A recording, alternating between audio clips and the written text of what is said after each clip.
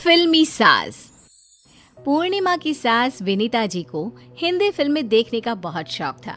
वो पूरा दिन बैठकर हिंदी फिल्में देखती रहती थी और फिल्मों को ही अपनी जिंदगी का सच मानती थी। फिल्में देखते देखते विनीता जी को फिल्मों के डायलॉग बोलने की भी अच्छी खासी आदत पड़ गई थी और इसके साथ वो अपनी बहू पूर्णिमा को परेशान करने का कोई भी मौका पीछे नहीं छोड़ती थी।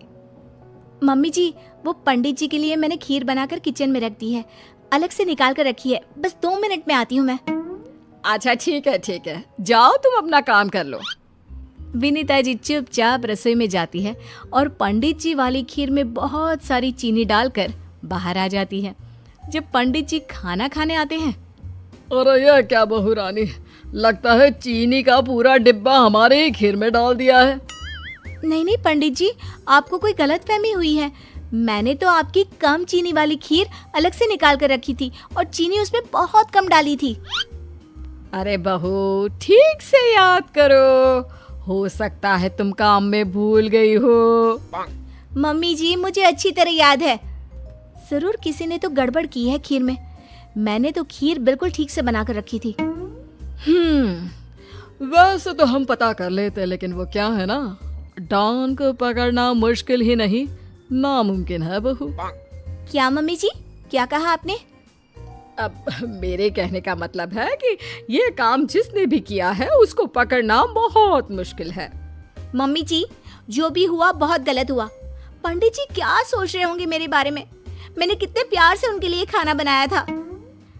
बड़े बड़े शहरों में ऐसी छोटी छोटी बातें होती रहती है बहू, इतनी भी परवाह नहीं करनी चाहिए। मम्मी जी, आप कैसी बात कर रही हैं? आप भी तो चाहती थी ना कि पंडित जी ठीक से भोजन करके जाए। अब मुझे इस बात की कोई चिंता नहीं, मैं तो जा रही हूँ फिल्म देखने। बहुत अच्छी पिक्चर आ रही है टीवी पर, अमिताभ बच्चन वाली। मैं तो चली। ये मम्मी जी भी ना सारा दिन फिल्में देखती रहती हैं और फिल्मों की तरह ही बातें करती हैं। मेरे घर के काम में तो रत्ती भर की मदद नहीं करती। शाम को पूर्णिमा का पति और उसके ससुर जी दुकान से लौटकर घर आते हैं। अरे बहू बेटा, जरा एक गिलास पानी तो पिला दो। और तुम्हारी मम्मी जी कहाँ है?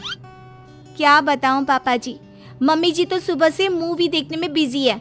कह रही थी अमिताभ बच्चन की पिक्चर आ रही है, बस उसी में लगी हुई हैं। माँ को भी ना हिंदी फिल्में देखने की इतनी आदत है कि बस पूछो मत, सारा दिन फिल्में देखती रहती है।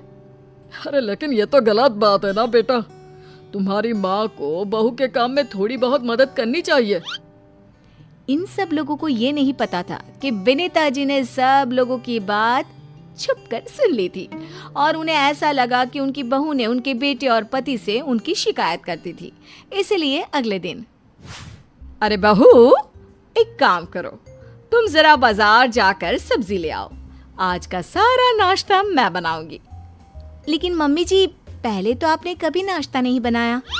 इसीलिए तो कह रही हूँ कि आज मैं बना देती हूँ। जरा बाजार जाकर फल और सब्जियां ले आओ, सब खत्म हो गया है। लेकिन मम्मी जी ध्यान रखिएगा, पापा जी और इनके ऑफिस जाने का वक्त हो रहा है, नाश्ता थोड़ा जल्दी बना देना। इतना कहकर पूर्णिमा सब्जियां लेने चली जाती है और जब कुछ देर बाद लौट कर आती है। ये क्या पूर्णिमा, तुम सुबह सुबह चली गई थी? मेरे और पापा की दुकान जाने का टाइम हो गया, लेकिन कुछ भी नाश्ता ही नहीं बना। लगता है आज भूखे जाना पड़ेगा। मम्मी जी ने कहा था कि वो नाश्ता बना देंगी। अरे तुम्हारी मम्मी जी तो सुबह से हिंदी फिल्में देख रही है, कोई नाश्ता वाश्ता नहीं बनाया उसने। मैं अभी मम्मी जी से पूछ कर आती हूँ कि उन्होंने आखिर ऐसा किया क्यों। पूर्णिमा अपनी सास के कमरे में जाती है। वहाँ पर विनीता जी आराम से फिल्म देखने में बिजी थी। मम्मी जी, ये आपने क्या किया? देखिए, पापा जी और ये दोनों भूखे ही दुकान चले गए। आप ही ने कहा था ना कि आप नाश्ता बना देंगी। देखो बहू, जो मैं बोलती हूँ वो मैं करती हूँ और जो नहीं बोलती वो मैं जरूर करती हूँ। मम्मी जी, यहाँ पर बात आपके फिल्म डायलॉग की नहीं है, किसी के भूखे रहने की है। आप नहीं समझेंगी। परेशान होकर पूर्णिमा कमरे से बाहर निकल जाती है। कुछ दिनों के बाद पूर्णिमा की सहेली उसके घर मिलने के लिए आती है। पूर्णिमा अपनी सहेली से बातें करती है। अरे वाह पूर्णिमा, तुम्हारा घर तो बहुत अच्छा है। Thank you so much. मैं तुम्हारे लिए चाय और कुछ खाने को बनाकर लाती हूँ। अरे बहू, तुम्हारी सहेली इतने दिनों बाद आई है, इसके लिए चाय तो मैं बना लाऊंगी। तुम दोनों आराम से बैठकर बातें करो। हाँ। अरे वाह, तुम्हारी सास तो बहुत अच्छी है। देखो ना, तुम्हारे लिए चाय भी बना कर ला रही है। तुम्हें कुछ पता नहीं ना, इसलिए ऐसा लग रहा है। 1 मिनट रुकिए मम्मी जी, आप रहने दीजिए, मैं खुद बना लूंगी। एक बार मैंने कमिटमेंट कर दी तो फिर मैं अपने आप की भी नहीं सुनती। बहू, मैं अभी जाकर तुम्हारे लिए चाय बना कर लाती हूँ। इतना कहकर विनीता जी वहां से चली जाती है। विनीता जी की बात सुनकर पूर्णिमा की सहेली को हंसी आ जाती है। अरे वाह, तुम्हारी सास डायलॉग तो बहुत अच्छे मारती है। हाँ, बस एक यही तो आता है, बाकी तो कोई काम करती नहीं। आज पता नहीं कैसे चाय बनाने के लिए कह दिया। कुछ दिनों के बाद पूर्णिमा की तबीयत अचानक से खराब हो जाती है। पूर्णिमा को इस बात की चिंता हो गई कि अब घर का काम कौन करेगा, और यही सोच सोच कर पूर्णिमा जोर जोर से रोने लगती है। अब क्या होगा? मम्मी जी सारा दिन टीवी देखती रहती है, पापा जी और ये दुकान में बिजी रहते हैं। खाना कौन बनाएगा? मुझसे तो उठा भी नहीं जा रहा। अरे क्यों चिंता करती हो पूर्णिमा, मम्मी सब कुछ कर लेंगी।